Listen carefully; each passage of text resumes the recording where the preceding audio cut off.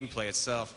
At first, it was a very game where you just ran around, collected these ingredients and everything, but people really wanted to fight one another more. There wasn't a lot of ways that you could directly conflict with one another. So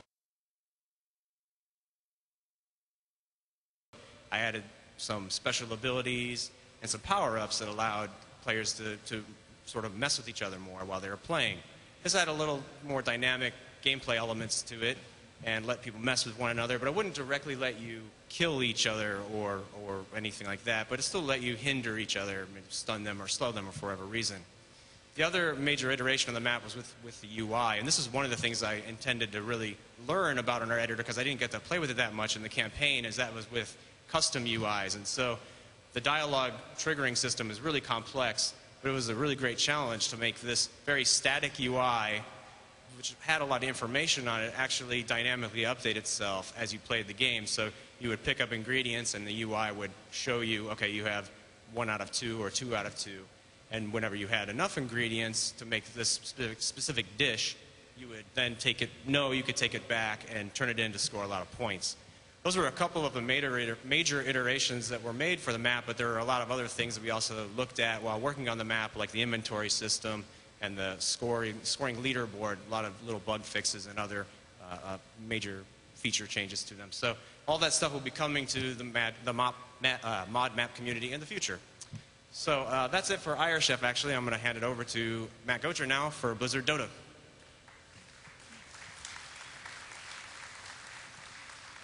Blizzard Dota. The inspiration for this map goes all the way back, actually, to the original Starcraft. Perhaps you guys have heard of a map called the Aeon of Strife. This is the map that really started everything. It spawned a whole genre of mods, including, of course, the immensely popular Dota map in Warcraft 3. Now, inspired by Dota, we wanted to create one of our own, and thus Blizzard Dota was born. For those of you that are not familiar with this kind of game, what you have are 2 giant opposing armies locked in never-ending combat. They are evenly matched, though, so no side is gaining ground. Then you throw in 5 players on the left, 5 players on the right, and they each control a hero for their side that they use to tip the balance of the battle in their favor. And of course, with your hero, you get experience, you level up, you gain new skills and abilities, you can purchase powerful items, and you become better and stronger the better that you play. These games can actually be a really refreshing change of pace from the standard RTS experience because you only have one thing to worry about, your hero. And for Blizzard Dota, we wanted your hero to be someone really special. So we were just sitting around and we were like, wouldn't it be cool if you could actually play as an iconic Blizzard character like Zeratul and square off with the Blade Master? Or who wouldn't love a fight between Kerrigan and Sylvanas?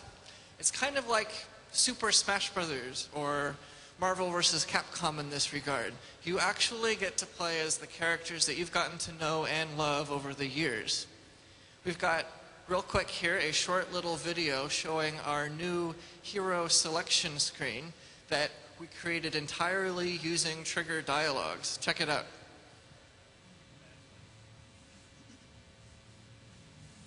We've got 12 heroes so far that you can play. In this screen, we'll show you a little description of them. It will show you stat bars, so you get kind of an idea of what they're all about. And it will also show you who has picked which hero, not only on your team, but also on the enemy teams as well. And again, let me say this entire screen was done using our trigger dialogue system. So everything you see up there, you can absolutely put in your own custom maps. And that's actually true with everything that we've created for Blizzard Dota. The heroes, the new spell effects, new icons, new doodads, everything we've made, you guys will all have access to and be able to use in your own maps. So perhaps even more exciting for us than releasing Blizzard Dota is seeing what you guys will actually go out and create. Now, it wasn't just me that was creating Blizzard Dota. There was a whole bunch of people that helped out. There was, artists, programmers, QA. I mean, a truly enormous number of people came together to help bring this map to life. And with all of those hands on the map, there was a lot of feedback. I mean, an absolutely enormous amount of feedback that was given. Everyone had something, that they wanted to say. Oftentimes it was worded nicely, but sometimes it was actually quite harsh. But there's something that I want you guys to, to take back with you about feedback. Anytime someone's giving you feedback, about anything, they're doing it because they care about your map. Otherwise, they just stop playing and never look back. But they're taking the time to give you feedback. So it's a really great opportunity for you to improve your map. And to be sure, it can be quite overwhelming at times, especially if you've got a map that's starting to get popular. But, it's really the key to everything. Taking people's feedback, taking their comments seriously, and iterating on your map. If you can keep doing this, then before you know it, you'll have a really fun, really cool, really polished map to show for your efforts. Finally, I want to remind everyone that what you see here at BlizzCon of Blizzard Dota, it's just a preview. We're still very much hard at work on this map. We're continuing to create lots of new heroes, add new features, and work on improving the balance. In fact, we're learning a ton just from watching you guys play it here at BlizzCon. It's actually really exciting for us because we really care about feedback from the community and what you guys think. Now I'd like to turn it over to Justin Clinshew, our resident data specialist on the panel, to talk about the data editor. Thanks, Matt. I'm Justin Clinshew. I'm one of 4 data specialists on the Starcraft 2 team. The job of the data specialist is to take all the ability and unit ideas that designers come up with, bring them to life using the functionality provided by the programmers, and then hook it up to the assets made by the artists. And we do all of this using the same editor that you guys have at home. One of the great features of our StarCraft 2 engine is the actor system, which allows you to modify and combine art assets. This is incredibly useful to us when we're trying out new ideas for units and abilities. For instance, when Rich started working on Left to Die, he asked me to set up some units that worked like the zombies in Left 4 Dead. Like Matt was saying earlier, it's really important to prove the fun first. So rather than go to the artists and have them spend all this time working on art for units that we didn't even know would work yet, I was able to just grab art that was already existed in the game and tweak it a little using Actor, just enough to convey the concepts behind these units. Then, once we knew the fun was there, then we could show the artists something tangible in game, and this gives them a much better idea of what the requirements are for the art than just simply describing the unit to them. Another great advantage of Actor is if you don't have the time or resources to create your own assets, you can use the data and triggers to transmute the assets we provide for you into something new and unique. What I want to show you are some things that you may not have thought possible in StarCraft 2. All of these videos were captured from maps that I set up using the same editor and assets that you have at home. One of the easiest ways to customize art for your mod is to use tint color. Here's a unit I set up that I like to call the Rainbow Archon. He's set up to constantly cycle his tint color, and also his portrait is doing the same thing because it's running off the same actor messages the unit is. He's also got a chain lightning attack that has a different color for each jump. And you'll notice that his main attack beam is also cycling color in sync with the unit.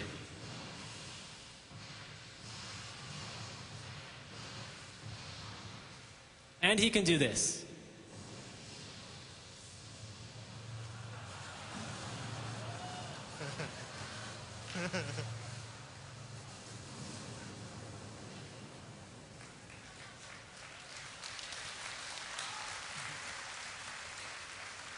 Another awesome tool for creating great visuals is the missile mover system. One of the underused features of this system is something called Power Slide, which allows you to configure missiles that will drift when making sharp turns, kind of like a race car. I configured these missiles so that they can only turn slowly at first, which allows them to be juked by their fast-moving targets. And I think this really shows off the Power Slide.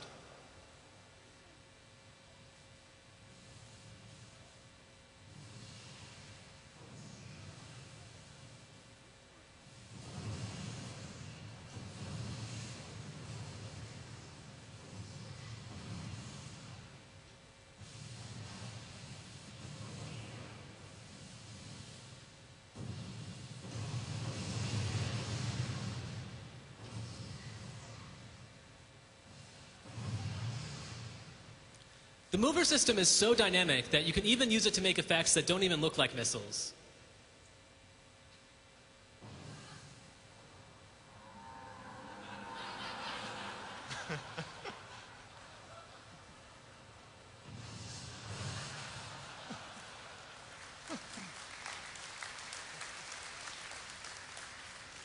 We really love playing all the maps you guys make, and we can't wait to see what you'll come up with next.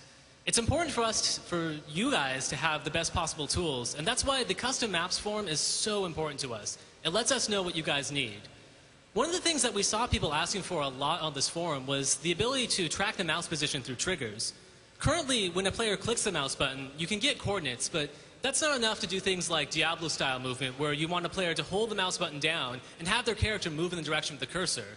Or another case might be if you wanted to set up a turret that tracked the mouse position. Well, we've managed to implement this feature, and you'll be able to use it as soon as 1.2.0 goes live. Here's one last video to show off this new feature in action.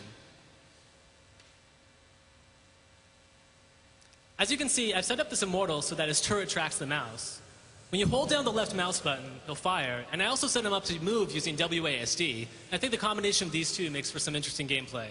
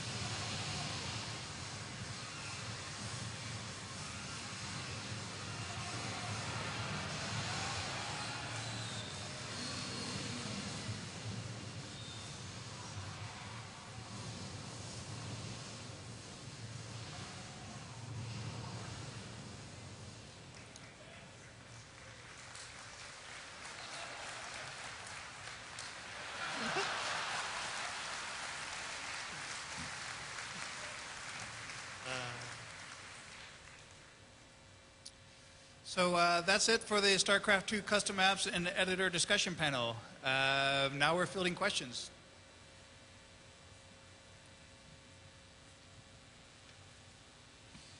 Thanks, guys. They're coming right up. Come on up. I got my notes here on my phone, sorry. All right.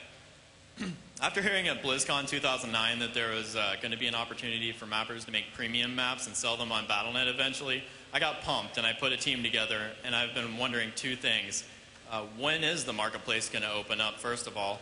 And also, are there any plans to raise the 10 megabyte map limit? Because my team has really been limited by that 10 megabyte limit. Good question. The marketplace is actually still on the list. This is something that we've been looking at. I know it's been something we kind of mentioned a while ago, but you know, we don't want to just throw something out there. We're looking at all the different angles and making sure that we're doing the right thing. And it is coming. I just don't know when it's going to happen. As far as the limitations, yeah, that's something we've been looking at it ourselves.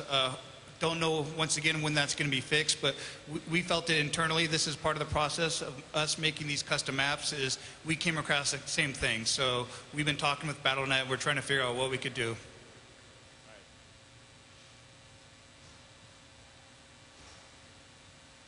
Hey, so from what I've seen so far with the Blizzard Dota, it looks fantastic, but what I was thinking is one of the reasons Dota is so popular and has lasted so long is the constant balance tweaks and change that Ice Frog makes. So I'm wondering, with your Blizzard Dota, if you guys plan on keeping it as updated and fluid as the current Dota All-Stars. Blizzard Dota is something that we absolutely want to continually support going on into the future. And we look to bring absolutely that same quality of updates that we bring to all of our games, you know, where we're constantly patching if need be, absolutely.